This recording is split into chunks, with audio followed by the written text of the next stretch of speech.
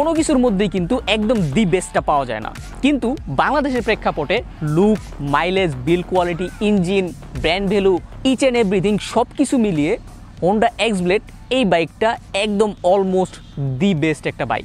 আপনি যদি একটা 150 সিসি কিংবা 135 কিংবা 125 সিসি, এমনকি আপনি যদি 100 সিসির একটা বাইকও নিতে চান, সেক্ষেত্রেও এই ভিডিওটা আপনার দেখা উচিত। কারণ আমি নিজে একটা 100 সিসি বাইক কিনতে গিয়ে এই বাইকটা কিনেছি, আর এই ডিসিশনটা ছিল আমার নেওয়া one of the best decision. So this is the full review of Honda X-Blade 160 and you are already watching Afnan Tuhin, so please hit the subscribe button.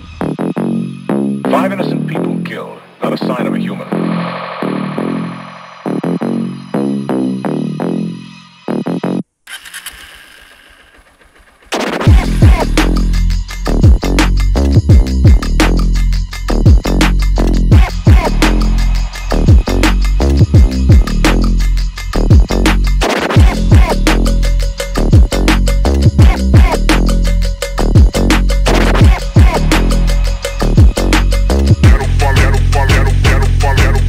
বাইকটা বেশ বড় সড়ো আয়রন ম্যানের মতো দেখতে হলেও এই বাইকটার এক্সপিরিয়েন্স কিন্তু খুবই জোস। লুক আর বিল্ড কোয়ালিটি দিয়ে শুরু করি। তার আগে বলে দেই, এই যে সিম্পল মিনিমালিস্টিক ডাস্ট কোডটা দেখতেছেন, এটা কিন্তু সিটি কমিউটের জন্য একদম পারফেক্ট, এমনকি লং রাইডের জন্য। আর এই ডাস্ট কোডগুলো আপনারা পেয়ে যাবেন নিয়ে যান পেজে। তাদের কাছ থেকে আপনারা বেস্ট একটা শপিং এক্সপিরিয়েন্স পাবেন। তো সিটি রাইড কিংবা লং ট্যুর সব কিছুর জন্য পারফেক্ট একটা উইন্ড ব্রেকার আপনারা চাইলে দেখতে পারেন। সব ডিটেলস ডিসক্রিপশনে দেওয়া থাকবে। লুকটা হচ্ছে সাবজেক্টিভ, এক একজনের এক এক রকম লাগতে পারে, কিন্তু এটার যে লুকটা হচ্ছে বেশ মাস্কুলার, বড় সড়ো, মোটা সোটা। আর এটার যে সামনে হেডলাইটটা আছে আয়রন ম্যানের মতো, এটা কিন্তু দেখতে এখন পর্যন্ত বেশ ফিউচারিস্টিক লাগে।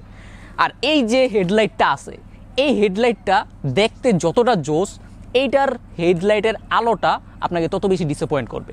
তবে অন্যান্য লাইট না লাগিয়ে এটার কিন্তু একটা ফিক্স আছে, যদিও 100% ফিক্স হয় না। সেটা হচ্ছে আপনি এই যে হেডলাইটটা আছে, হেডলাইটটার আলোটা একটু নিচে নামাতে পারবেন। ওই অ্যাডজাস্ট করার যে সিস্টেমটা আপনার ইউজার ম্যানুয়ালে দেওয়া আছে।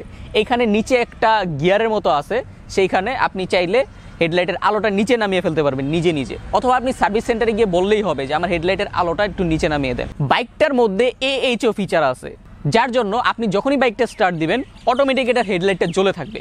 লো বিমে এটা অলওয়েজ জ্বলে থাকে, আর এটা অফ করার কোনো সিস্টেমই নাই।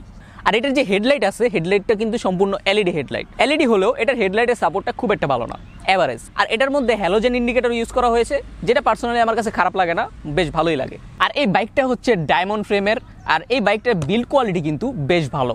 আর আমার এই বাইকটা এখন পর্যন্ত চলেছে 37,000 প্লাস, মানে 37,000 কিলো প্লাস চলা একটা বাইক, যেটা নর্মালি আপনি দেখলে কিংবা চালালে আপনি বুঝতেও পারবেন না যে এটা এত বেশি চলেছে। আর এই বাইকটার টোটাল ওয়েট হচ্ছে 140 কেজি। শুনে আপনার চোখ বড় হয়ে যেতে পারে, কিন্তু ট্রাস্ট মি, আপনি এটা যখন ইউজ করবেন বা এটাতে যখন উঠবেন, আপনি ভুলেও এই ওজনটা ফিল করতে পারবেন না। এমনকি এমন অনেক 100 সিসির বাইক আছে যেই বাইক এটা থেকে অনেক বেশি ভারী মনে হয়। লুক আর বিল্ড কোয়ালিটি দুইটাই কিন্তু এই বাইকে ভালো। এছাড়াও এটার যে ওয়েট ডিস্ট্রিবিউশন এবং হ্যান্ডেলিং, এগুলো কিন্তু খুবই জোস। আর হোন্ডা এমনিতেও বেশ নামি দামি ব্র্যান্ড, সেই দিক দিয়ে আপনার কোনো প্যারা নেওয়া লাগবে না। এই বাইকটাতে ছোট একটা ইস্যু আছে, সেটা হচ্ছে এটার যে সাইড স্ট্যান্ড, ওই স্ট্যান্ডটা হচ্ছে একদম পুরো সমান। মানে আমি প্রত্যেকবারই যখন বাইক রাখলে আমার একটু ভয়ে থাকা লাগে, মনে হয় যে এটা অন্য সাইড দিয়ে পড়ে যাবে, এরকম ভাব। আর এটার ইস্যুগুলোর মধ্যে আরেকটা ইস্যু হচ্ছে এটার ফ্রন্ট টায়ার। এটার ফ্রন্টে মাত্র 80 সেকশনের একটা টায়ার ইউজ করা হয়েছে, যেটা এই বাইকের সাথে একদমই যায় না। এটা হচ্ছে এই বাইকটার একটা বিগেস্ট কন। আর এই বাইকটাতে ইঞ্জিন হিসেবে রয়েছে 162 CC 4 stroke single cylinder air cooled engine, যেটা ম্যাক্সিমাম টর্ক প্রডিউস করে 13.9 নিউটন মিটার 6000 আরপিএম এ। আর এটা ম্যাক্সিমাম পাওয়ার প্রডিউস করে 13.9 বিএইচপি, যেটা হচ্ছে 8000 আরপিএম এ। আর এটার মধ্যে একটা 5 স্পিড গিয়ার বক্স দেওয়া আছে। আর এটার যে গিয়ার রেশিও, ওইটা খুবই জোস। মানে এটার গিয়ারগুলো হচ্ছে অনেক লং। নর্মালি আপনি যদি এলাকার মধ্যে চালান কিংবা আপনার স্পিড যদি 50-60ও থাকে, সেক্ষেত্রেও আপনি 3 থেকে 4 গিয়ার এরকমের মধ্যে আপনি ইজিলি চালাতে পারবেন। আপনার মনেই হবে না এটা গিয়ার আরও আপ করা লাগবে। আর আপনি যদি হাইওয়েতে চালান, তাও অনেক স্পিডে, সেক্ষেত্রে আপনি 4 দিয়েও চালাতে পারবেন, কিংবা আপনি যদি 90-80 স্পিডে যান, সেক্ষেত্রে আপনার 5 নাম্বার গিয়ারে যেতে হবে। এছাড়া এটার যে গিয়ার রেশিও, ওগুলো খুবই লং, আর এগুলো ইউজ করার সময় আপনি খুবই কমফোর্ট ফিল করবেন। আর এই বাইকটার ইঞ্জিনের সবচাইতে জোস যে বিষয়টা, সেটা হচ্ছে এটার মাইলেজ।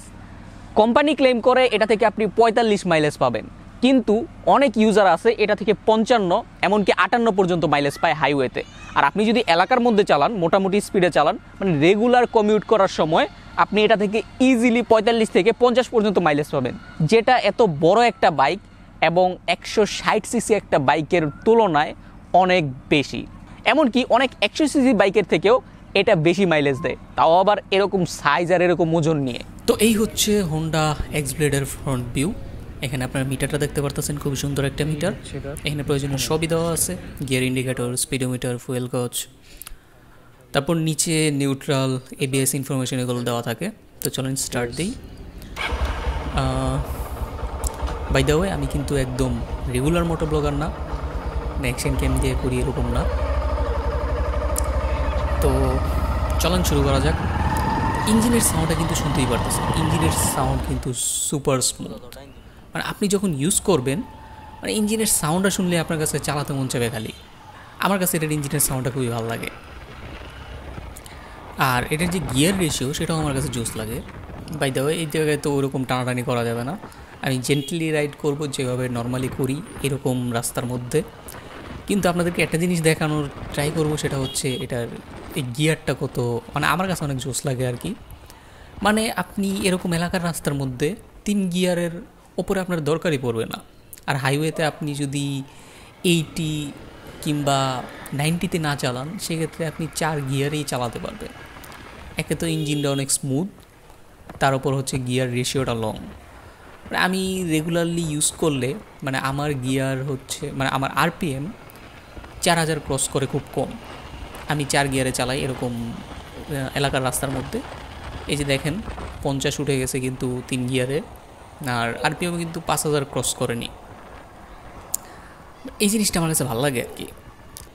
এমনিতে এটার যে রেডি পিক আপটা কিন্তু জিক্সের তুলনায় কম, সেটা হচ্ছে স্মুথনেস। এইটার রেডি পিক আপ যে খারাপ এমন না, মানে ডিপ করে স্পিড, মানে একটা আছে না ঝাঁকি লেগে স্পিডটা ওঠে, ওরকম না। তবে এটা রেডি পিক আপ খারাপ না, আবার একদম যে টপ অফ দ্য লাইন ওরকমও না। ওভারঅল এটা সিটি কমিউট বলেন, লং রাইড বলেন, মানে সব কিছু মিলিয়ে একটা অলরাউন্ডার বাইক আর কি। হোন্ডার ইঞ্জিন আপনারা সবাই জানেন, এটার ইঞ্জিনের পারফরমেন্স কিন্তু সব দিক দিয়েই ভালো। আপনি যদি চান এটা দিয়ে অনেক লং ট্যুর দিতে পারবেন, এটা দিয়ে ইজিলি আপনি 80-90 তুলে ফেলতে পারবেন, মানে কোনো প্যারা ছাড়া আপনি টেরও পাবেন না কোন দিক দিয়ে উঠে গেছে। আর আপনি যদি কম স্পিডে চালাতে চান, সেক্ষেত্রেও খুবই স্মুথলি চালাতে পারবেন, কারণ এই বাইকের ইঞ্জিনটা কিন্তু খুবই স্মুথ, খুবই স্মুথ। সবচেয়ে স্মুথ ইঞ্জিনগুলোর মধ্যে এটা হচ্ছে একটা। তারপর এই ইঞ্জিনটাতে কিন্তু ভাইব্রেশন প্রায় নাই বললেই চলে। আপনি এটাতে একদম ম্যাক্সিমাম স্পিডে চালান, কোনো সমস্যা নাই, আপনি কিন্তু ভাইব্রেশন ফিল করবেন না। এটা ছাড়াও এটার মধ্যে হিটিং ইস্যু মোটামুটি আছে, কিন্তু ওই রকম আহামরি না। নর্মালি আমি যখন এটাতে মিনারেল ইঞ্জিন অয়েল ইউজ করতাম, ইঞ্জিন অয়েল যখন একদম খারাপের দিকে চলে যায়, ওই টাইমে ইঞ্জিনটা একটু হিট করে। তাও আপনি যদি এলাকার মধ্যে চালান, ওই রকম রাস্তায় হিট করে। আপনি যদি এটা হাইওয়েতে চালান আর অনেক স্পিডে চালান বা মোটামুটি স্পিডেও চালান, সেক্ষেত্রেও এটার ইঞ্জিনটার হিট আপনার কাছে ফিল হবে না। আর ওভারঅল যদি এটার ইঞ্জিনের পারফরমেন্সের কথা বলি, এটার ইঞ্জিনের পারফরমেন্স সব দিক দিয়েই ভালো, তার পাশাপাশি আপনি এটা থেকে বেস্ট একটা মাইলেজও পেয়ে যাচ্ছেন। এখন এটার রাইডিং এক্সপিরিয়েন্সের কথা যদি বলি, এটা থেকে আপনি পেয়ে যাচ্ছেন স্মুথ একটা engine, better mileage, no vibration, better power, long gear ratio. এটা ছাড়াও এই বাইকটা এতটা কমফোর্টেবল যেটা আপনি না ইউজ করলে বুঝতে পারবেন না। বাইকটা দেখে মনে হয় যে অনেক বড় সড়ো, চালাতে হয়তো বা আপনার কাছে একটু কষ্ট মনে হবে, মানে এটা দেখলে মনে হয় যে এটা এত বড় সড়ো বাইক, হয়তো বা চালাতে একটু কষ্ট হতে পারে। কিন্তু ট্রাস্ট মি, মানে ম্যাক্সিমাম 100 সিসি বলেন 125 সিসি বাইকের তুলনায়ও এই বাইকটা অনেক বেশি কমফোর্টেবল বলতে আপনি যদি ডেলি কমিউট করেন, মানে ডেলি যদি আপনি 1-2 ঘন্টা ইউজ করেন, মানে ডেইলি 2 ঘন্টা করে ইউজ করেন টানা, তাহলেও আপনার এটাতে তেমন একটা প্যারা হবে না, কারণ এটা খুবই কমফোর্টেবল।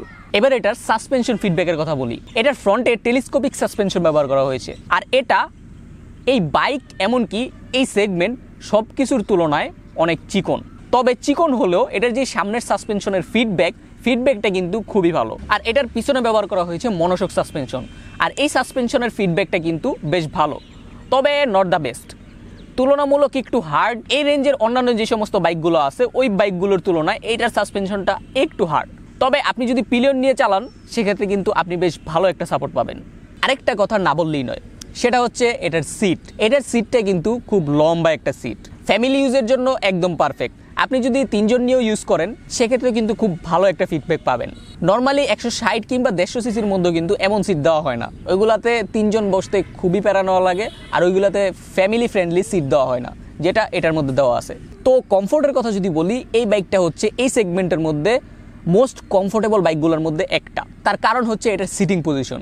এটার সিটিং পজিশনটা কিন্তু খুবই কমফোর্টেবল, তাছাড়া এটার সিটটাও বেশ বড়সড় এবং সাসপেনশন ফিডব্যাকও ভালো। সব কিছু মিলিয়ে এটা কিন্তু বেশ কমফোর্টেবল একটা বাইক। ওভারঅল যদি বলি, এই বাইকটার মধ্যে আপনি পেয়ে যাচ্ছেন একটা 160 সিসির মতো পাওয়ারফুল ইঞ্জিন, কিন্তু মাইলেজ পাচ্ছেন 100 সিসির মতো। তারপর আপনি পেয়ে যাচ্ছেন স্মুথ একটা ইঞ্জিন, দেন হচ্ছে এটার ইউজার এক্সপিরিয়েন্স, তারপর আপনি খুবই কমফোর্টেবল একটা সিটিং পজিশন পাচ্ছেন, নো ভাইব্রেশন, আবার আপনি চাইলে এটা দিয়ে খুব ইজিলি লং ট্যুরও দিতে পারবেন। সব কিছু মিলিয়ে এটা কিন্তু খুবই জোস একটা প্যাকেজ। এখন এটার ডাউন সাইডগুলোর কথা যদি বলি, এটার ডাউন সাইডের মধ্যে সর্বপ্রথমই আছে হচ্ছে এটার ফ্রন্ট টায়ার। এটার ফ্রন্ট টায়ারটা এই বাইকের সাথে একদমই যায় না, আর এটার কারণে অনেকেই ব্রেকে অনেক কনফিডেন্স হারিয়ে ফেলবেন, আর যেটা হওয়াটাই স্বাভাবিক। পিছনের টায়ারটা ঠিক আছে, 130 সেকশনের একটা টায়ার, বাট সামনের টায়ারটা একদমই মানার মতো না। তবে আপনি চাইলে কিন্তু এই টায়ারটা চেঞ্জ করে একটু মোটাও ইনস্টল করতে পারেন, হয়তো মাইলেজটা একটু কমবে কিন্তু ভালো একটা কনফিডেন্স পাবেন। কিন্তু এটার যে এবিএস ভার্সনটা আছে, এবিএসটা কিন্তু এই জিনিসটা ফিক্স করে দিছে। সামনের টায়ারটা একটু চিকন হলেও এবিএসটার কারণে আপনি ওই জিনিসটা ফিল করবেন না। তবে আপনারটা যদি নন এবিএস থাকে সেক্ষেত্রে কিন্তু আপনি একটু কনফিডেন্স কম পাবেন। বাট এটার ব্রেকিংয়ের যে ফিডব্যাক, এই ফিডব্যাকটা কিন্তু বেশ ভালো। আর এটার আরেকটা খারাপ দিক হচ্ছে এটার যে হেডলাইট। এটার হেডলাইটটা হচ্ছে এলইডি একটা হেডলাইট, যেটার আলো হাইওয়ের জন্য এনাফ না।